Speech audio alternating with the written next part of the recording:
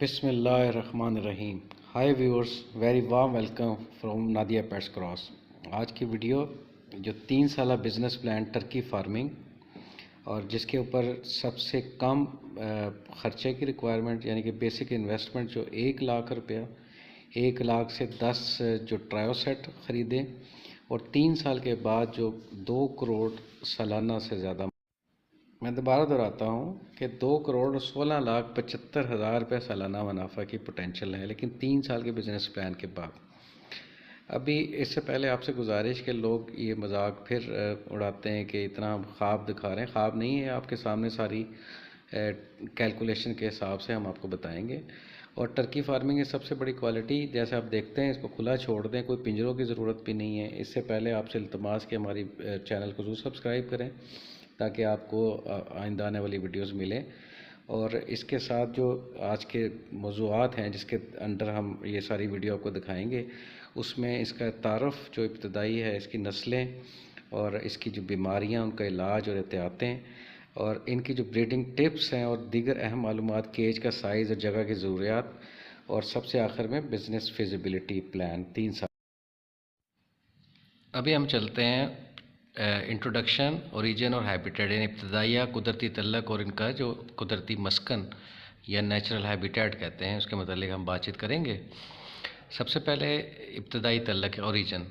ये origin America से ही इसका तल्लक है, इसके अलावा ये कहीं नहीं पाया जाता था। और 16वीं सदी यानी कि 1500 में स्पेनिश जो स्पेन के ट्रेडर्स थे, उन्होंने इसको यूरोप, एशिया और दूसरे जो इधर से यहाँ से इसको लेकर के और वहाँ से सेटल हुए, यानी कि 1500 ऑनवर्ड ये अमेरिका से आगे यूरोप वगैरह में या एशिया में इंट्रोड्यूस हुए।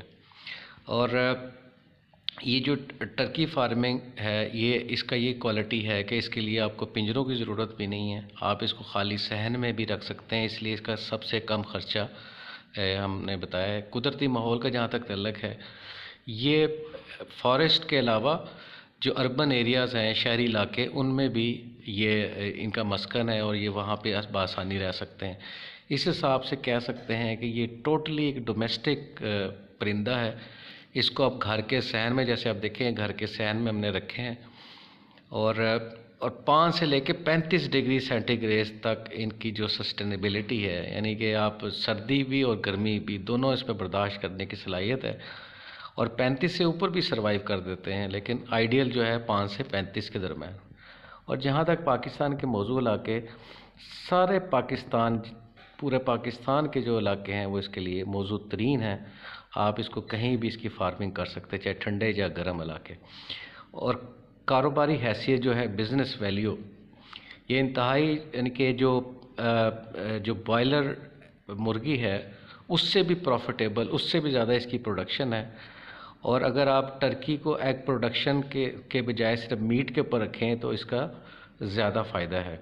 अभी जैसे अगली एग्जांपल में हम बताएंगे कि दुनिया में 28.9 पर कैपिटा कंजप्शन इसराइल में पाई जाती है और अमेरिका में 17.6 पाउंड पर कैपिटा, यानी कि एक बंदा साल में 17.5 पाउंड टर्की ज़रूर खाता है। इसी तरह सबसे ज़्यादा टर्की इसराइल में खाई जाती 28.9 पाउंड पर बंदा पर साल। इस हिसाब से आप इसका इमेजिन कर सकते हैं कि कितनी दुनिया में इसकी खपत है। लाइफ स्पैन इसका 3 से 5 साल है, लेकिन 13 साल तक भी इसमें ज़िंदा रहने की सलाहियत है और ये पाई भी गई है। और जहाँ तक इसके जो अब बीमारियों का सेक्शन अब आएगा, बीमारियों का भी इसमें सबसे मिनिमम पोल्ट्री की जैसे जो कॉमन बीमारियाँ हैं उनके अलावा इसमें कोई ऐसी बीमारी नहीं है। और जैसे आपको पहले भी बताया कि इसकी क्वालिटी ये देखें कि इसको आपने सिर्फ घर के सहन में एक जगह प्रोवाइड करनी है, और उसमें ये ना आपने इसको कोई रात को अलग से जगह पिंजरा चाहिए, आप इसको खुला भी छोड़ते हैं, ये खुले में भी ये फिरते रहते हैं और चुगते रहते हैं, घास फूस या जो भी आप डालें, मिनिमम इसकी खाने की रिक्वायरमेंट है। ये इसकी सबसे बेहतर खूबी ये है कि इसको घर के अंदर बग़ैर पिंजरों के, बग़ैर किसी ख़ास जगह बनाए हुए आप अपने पिछले बैक यार्ड जिसको कहते हैं उसमें बआसानी रख सकते हैं, और इस हिसाब से सबसे कम ख़र्चा इसको रिक्वायरमेंट होता है। अभी हम इसकी जितनी भी मशहूर ब्रीड्स या नस्लें किस्में हैं उस पर बात करेंगे। दुनिया में टोटल 21 टाइप्स या स्पीशीज़ या म्यूटेशंस ऑफ ब्रीड टर्की की पाई जाती हैं। One by one Beltsville small white, ये भी एक वाइट की एक छोटी वैरायटी है। ब्लैक टर्की, ये सबसे ज़्यादा कॉमन और पाकिस्तान में भी बहुत कॉमन है ब्लैक टर्की। ब्लू स्लेट, इसका सिल्वर और ब्लू का दरमियान का रंग, ये भी बड़े नायाब नस्ल है। और बोरबन रेड, ये भी पाकिस्तान में इसकी मार्केट नहीं है लेकिन दुनिया में ये काफ़ी मशहूर समझी जाती है। ब्रॉड ब्रेस्टेड वाइट, ये जहाँ तक मीट जो इसका गोश्त का उस हिसाब से सबसे फेमस, सबसे ज़्यादा इसकी प्रोडक्शन बॉयलर की तरह, सबसे ज़्यादा गोश्त, सबसे ज़्यादा वज़न, ये सबसे मशहूर नस्ल है। अब हम इसको तफसील से करेंगे। मिजेट वाइट, ये वाइट की जो है वो ऑर्नामेंटल वैरायटी में आती है। नैरागनसेट टर्की, ये भी थोड़ा सा पाइड की वैरायटी है।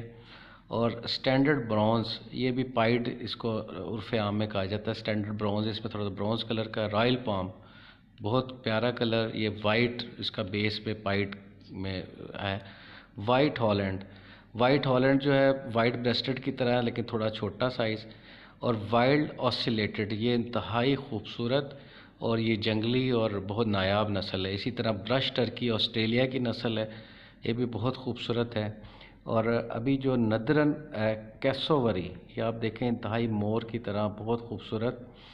और वेस्टर्न कैपर्सिली, ये भी फीजेंट की तरह एक फीजेंट की वैरायटी, लेकिन इसमें जर्सी बफ, ये बफ इसमें प्यारे शक्ल। क्रोल विड्ज़र, ये भी वाइट पाइड में और थोड़ा सा ऑफ वाइट मिक्सचर के साथ। और मेलेग्रिस गैलोपावा, ये मेलेग्रिस गैलोपावा ये बेसिक टर्की में शुमार होता है। लेवेंडर टर्की, ये भी जो लेवेंडर इसके टच में पाई जाती है। स्लेट टर्की, उसी तरह ब्लू स्लेट और स्लेट टर्की, ये दोनों एक ही तकरीबन, थोड़ा सा हल्के शेड के साथ फ़र्क है। नॉर्फलॉक ब्लैक, ये भी ब्लैक टर्की लेकिन थोड़ा सा बड़े साइज़ में। ब्रिटिश वाइट, ये वाइट में लेकिन थोड़ा छोटा साइज़ इसका पाया जाता है। और जहाँ तक इसकी टाइप है सूटेबल फॉर पाकिस्तान, जिसमें टिपिकली ब्लैक, पाइड, वाइट और बफ वैरायटी जो है ज़्यादा फेमस है और मार्केटिंग और ब्रीडिंग के हिसाब से पाकिस्तान के लिए इंतहाई मुफीद हैं। ये आपको स्क्रीन पे जो नज़र आ रहे हैं ये सारे ब्रीडिंग के इसके 2-3 महीने के एज के बच्चे हैं। और ये 2-3 महीने के बच्चे 5-6 महीने के बाद दोबारा एडल्ट बन जाते हैं। बीमारियां, इलाज और एहतियातें। सबसे पहले बीमारी जो है न्यू कासल डिज़ीज़ है, जिसको रानी खेर कहते हैं, जो मुर्गियों की तरह इसमें भी सबसे ज़्यादा असरअंदाज होती है, बल्कि पूरी पोल्ट्री से मुराद गिनी फाउल, मुर्गियाँ और टर्की, ये तीनों चीज़ें पोल्ट्री में शामिल होती है। रानी खेर सबसे ज़्यादा मुतासर, इसकी सिर्फ वैक्सीन ही इस पर असरअंदाज होती है। आगे हम वैक्सीन के पोर्शन में इसको अलग से कवर करेंगे। और फाउल एवियन पॉक्स, या जिसको फाउल पॉक्स भी कहते हैं, इसका कुदरती जो देसी इलाज है वो अलसी के बीज हैं। आप खुराक में इसको हर दूसरे तीसरे दिन डाल दें, वो इसको बीमारी को दूर रखते हैं। अदरवाइज़ जब बीमारी हो जाए या बीमारी से पहले थोजा 30 के 5-6 ड्रॉप्स जो हैं वो 7 दिन के लिए आप पानी में डाल के वो परिंदों को ज़रूर दें। इससे इंशाअल्लाह ताला ये बीमारी कभी भी नहीं होगी, और अगर बीमारी हो भी जाए तो उसका मुकम्मल इलाज है। और पेट के कीड़ों के लिए देसी इलाज में जो सेब का जो सिरका है और कद्दू के बीज, ये आप अक्सर बेशतर इसको हर दूसरे तीसरे दिन खुराक में डाल दें। और जो उसका जो प्रॉपर मेडिसन है वो अल्बेंडाजोल डिवॉर्मिंग, वो हम डिवॉर्मिंग वाले पोर्शन में इसको कवर करेंगे। अल्बेंडाजोल जो है वज़न के हिसाब से आपने इसको देनी है, वो भी हम आगे अपने वज़न के हिसाब से आपको बताएंगे कि कितनी देनी है। बहरहाल आपने ये दोनों इलाज अपने सामने रखने हैं। जहाँ तक एहतियात का तल्लुक़ है, एहतियात जो है वो सबसे ज़्यादा बीमारी का इलाज की कुंजी है। आप बीमारी को कंट्रोल सिर्फ एहतियात से कर सकते हैं। एहतियात से ना बीमारी होगी, और जिसके लिए आपको 100% जो है वो हाइजीन और सैनिटेशन का, सफाई सुथराई का ख्याल रखना चाहिए, जिसके ऊपर कोई कंप्रोमाइज़ नहीं हो। और जहाँ तक दूसरा ही कि घर में किसी अजनबी को या बीमार परिंदे को ना लाएं और ना इंसान को लाएं, तो इंशाल्लाह ताला कभी बीमारी करीब नहीं फटेगी। और इसके अलावा जैसे हम अक्सर अपनी सब वीडियोस में बताते हैं, मोरिंगा ट्री या स्वांजना के पत्ते ये हर जगह अवेलेबल हैं। आप सिर्फ इन पत्तों से, इनके 90 से ज़्यादा इसके अंदर क्वालिटीज़ हैं, हर बीमारी का इलाज है। आप ये पत्ते दें तो आपको देखेंगे कोई बीमारी इंशाल्लाह ताला किसी परिंदे के करीब भी नहीं पटकेगी।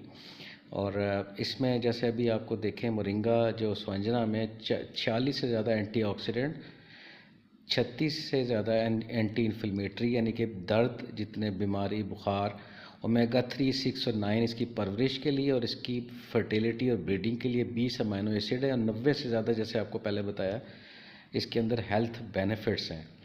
हेल्थ बेनिफिट से 90 से ज़्यादा बीमारियों का इलाज है। इसके अंदर दूध से 4 गुना कैल्शियम और गाजर से 4 गुना विटामिन ए, दही से 2 गुना प्रोटीन, केले से 3 गुना पोटाशियम और ऑरेंज से 7 गुना विटामिन सी, आलमंड से 3 गुना विटामिन ई और इसी तरह आयरन भी। और ये बीमारी और बुखार का 100% इलाज है। और ये बॉडी का जो इम्यून सिस्टम है उसको बेहतर करता है, यानी कि बीमारी करीब नहीं फटकती। और ब्लड की सर्कुलेशन को और उसके वेट को कंट्रोल रखता है। और एनर्जी लेवल जो है वो यानी कि फीड की कंजप्शन को बढ़ाता है। और जहाँ तक वैक्सीनेशन है, एनडी वैक्सीनेशन जो है हर महीने आपने करवानी है, जिसमें एवेन्यू की मैरल जो 550 की 1000 बर्ड के लिए आती है, लसूटा हिल्टन की 250 रुपये की और इंटरवैक की 300 रुपये 1000 की। ये इसका बनाने का तरीका हम अलग से वीडियो में करेंगे, लेकिन ये आपने सुबह के टाइम या शाम के टाइम सूरज के अलावा आपने देना है और एक टाइम पे 1 महीने में। और जहाँ तक इसका वज़न है, मेल का 6 से 8 किलो नॉर्मल वज़न होता है, 39 kg मैक्सिमम है। और इस तरह फ़ीमेल का जो है वो पीछे वज़न दिया गया। 1 ग्राम पाउडर 6 किलो वज़न के हिसाब से आपने एल्बेंडाजोल 2 महीने या 1 महीने के बाद ज़रूर देना है, डिवॉर्मिंग से पहले। यानी कि 1 हफ़्ते अगर आपने डिवॉर्मिंग कराई है तो उसके 2 हफ़्ते के बाद आप वैक्सीन दें। ब्रीडिंग टिप्स और इसकी दीगर अहम मालूमात ये जो ब्रीडिंग से मुतल्लिक हैं, उसकी परवरिश से मुतल्लिक हैं और उसकी फर्टिलिटी से मुतल्लिक हैं। सबसे पहले आपको देखें, जोड़े की जो ख़रीदारी है ये आपने किसी फार्म से लेना है, मार्केट से नहीं। और नियर टू ब्रीड और चिक्स लें और बग़ैर किसी बीमारी के। ये आपने इंश्योर करना है किसी फार्म से जब भी उठाते हैं तो बीमारी वाले नहीं उठाने। ये सबसे ज़्यादा कामयाबी की कुंजी है। और मीट प्रोडक्शन के लिए जो टर्की है, ये सारे टर्की की जो ब्रीड्स हैं वो कमर्शियली मीट प्रोडक्शन के लिए नहीं है। जैसे पहले बताया, इसमें जो वाइट ब्रेस्टेड है ये सबसे ज़्यादा, जिसके वाइट ब्रेस्टेड कम पीरियड में सबसे ज़्यादा गोश्त पैदा करने वाली वैरायटी है। तो आपने सबसे ज़्यादा वाइट ब्रॉड ब्रेस्टेड के ऊपर ही जोर देना है।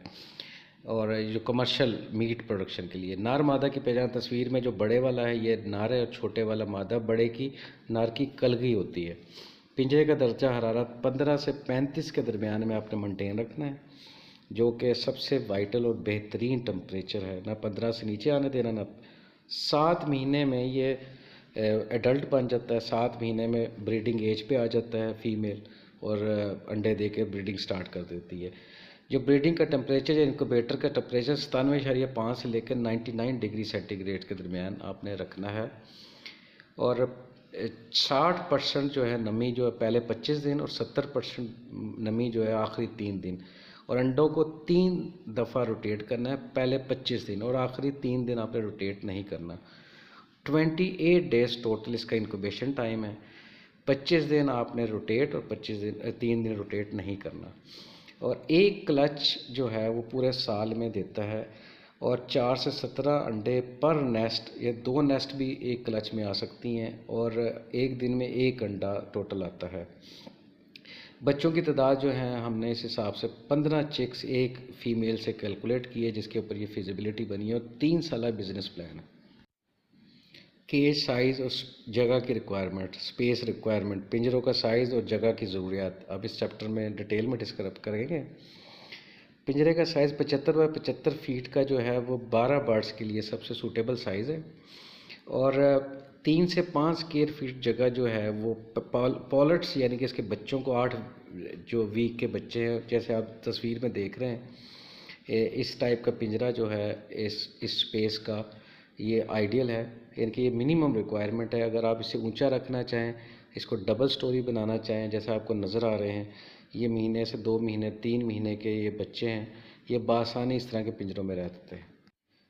खुराक की ज़रूरियात और सबसे मुफीद खुराक और ब्रीडिंग के लिए खुराक, ये आप इस चैप्टर में कवर करेंगे, और उसके अखराजात जो कॉस्ट है फीड के ऊपर, वो भी इस चैप्टर में कवर की जाएगी। बहुत इंपॉर्टेंट चैप्टर है।